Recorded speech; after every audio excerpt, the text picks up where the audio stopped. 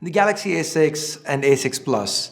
We've seen a lot of leaks about these, even some official accidental ones, but now they're officially out.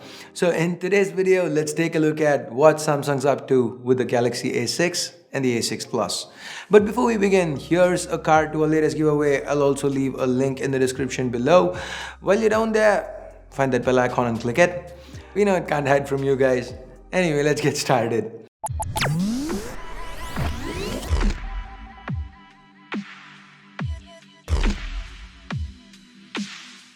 If you aren't familiar with the A series, this is Samsung's mid-range lineup of devices, and the design reflects that. We have a metal unibody design to the back, and the big difference is that the A6 has a single rear camera, while the A6 Plus sports dual cameras to the back.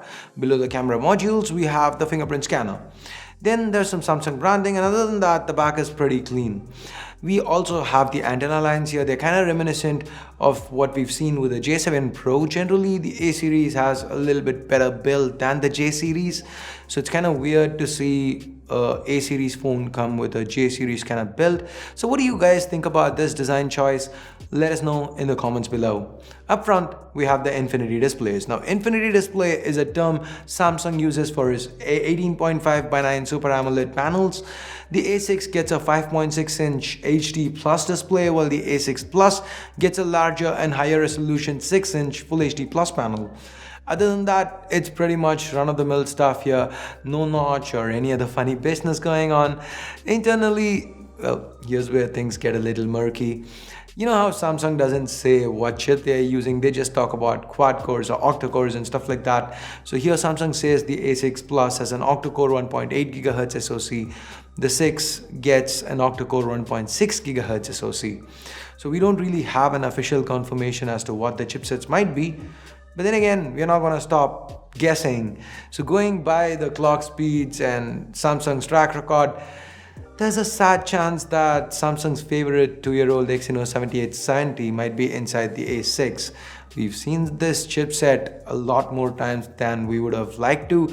You know, the J7 2016, the A3, a lot of phones have had it. Honestly, I'd be a little disappointed at least if this turns out to be true and it is the 7870. Because, you know, come on, it's a 2-year-old chip. Now, as far as the A6 Plus goes, again, I'm gonna guess Snapdragon 450. This is the same processor that we have inside the Redmi 5. So again, not really something that I would classify as extraordinary. As far as memory goes, we have 3 and 4 gig RAM options coupled with 32 and 64 gigs of onboard storage. In case you need more storage, microSD expandability is also available. Powering all of this, there's a 3000 mAh battery on the A6, 3500 mAh on the A6 Plus. Thankfully, Samsung did not skimp out on sensors. They've thrown in the accelerometer, fingerprint, gyroscope, geomagnetic, Hall sensor, proximity sensor, RGB light sensor, and so on. With all that said, let's now talk camera. First up, the Galaxy A6. This one sports a 16 megapixel sensor to the back with an f1.7 aperture. Then there's a 16 megapixel f1.9 selfie snapper. The A6 Plus keeps the same primary snapper and adds a f1.9 5 megapixel depth sensor secondary camera to the mix. At the same time, it also bumps up the front camera resolution to 24 megapixels while retaining the same f1.9 aperture. The A6 Plus is capable of live focus, or Samsung's version of portrait mode, with the ability to control how much bokeh you want or the image needs. We expect the camera to also feature Samsung regular features, which hopefully, fingers crossed, includes a full-fledged Pro mode.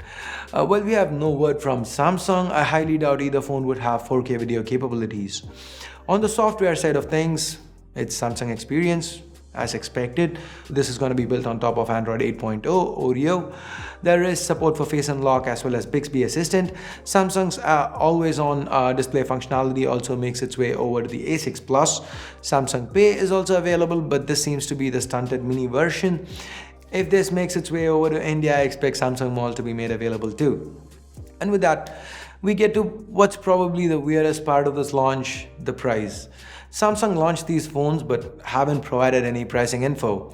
Going by leaks, we expect it to be priced around 15 to 25,000 rupees, which is around 220 to 370 US dollars.